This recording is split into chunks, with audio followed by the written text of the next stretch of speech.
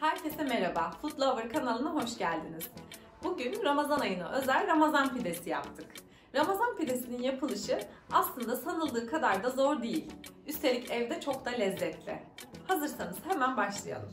Evet, şimdi malzemelerimizle başlıyorum. 5 su bardağı un, 1,5 su bardağı ılık su, 1 tatlı kaşığı tuz, 2 tatlı kaşığı kuru maya, 1 tatlı kaşığı şeker, üzeri için 1 tatlı kaşığı tereyağı, 1 yumurta, birer tatlı kaşığı susam ve çörek otu karışımı, altı için de 2 yemek kaşığı mısır unu. Evet, önce mayamızı canlandırmakla başlıyoruz. 2 tatlı kaşığı mayam, 1 tatlı kaşığı şeker, 1,5 su bardağı suyu da ekleyip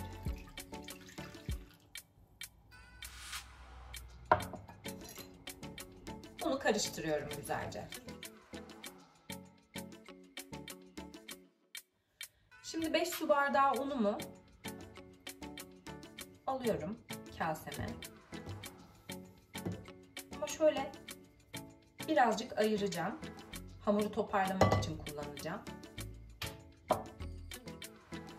Şimdi unuma 1 tatlı kaşığı tuzumu ilave ediyorum. Biraz şöyle karıştırıyorum.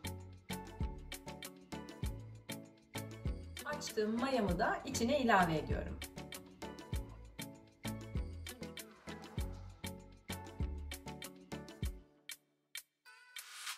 Evet, hamurumu bir 4 dakika kadar yoğurdum. Elde ettiğim hamur çok yumuşak ve hala ele yapışan bir hamur. Şimdilik bunun üzerine streç filmle örteceğim ve 45 dakika dinlenmeye bırakacağım.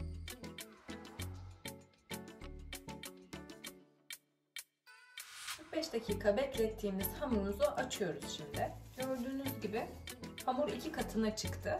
Şimdi bu hamuru alacağım, tezgahımı unlayacağım ve burada biraz katlama yöntemiyle yoğurmaya devam edeceğim.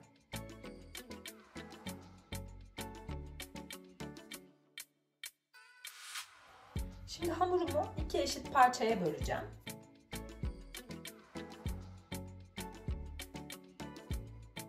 Katlama yöntemiyle birazcık daha hamuru şöyle çok oynamadan yoğurmaya devam edeceğiz.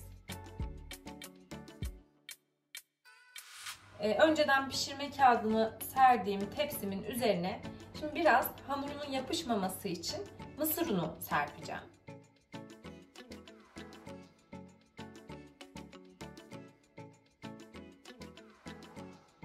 Şimdi elimle hamurumu olabildiğince açabildiğim kadar açacağım. Çok ince değil, çok da kalın bir kıvamda da olmayacak. Orta ayarda elimle şu şekilde açacağım.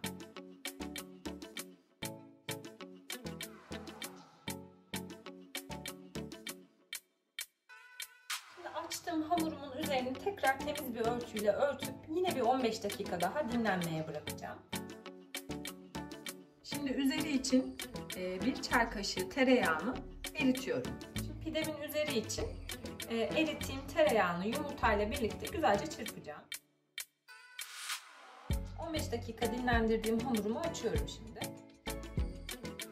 Şimdi üzerine hazırladığım yumurtalı tereyağlı karışımı süreceğim.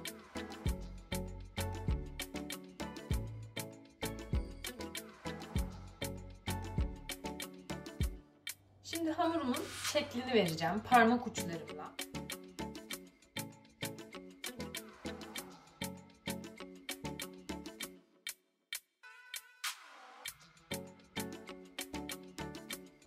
Pidemin üzerine hazırladığım susamlı çörek otlu karışımdan serpmeye başlıyorum.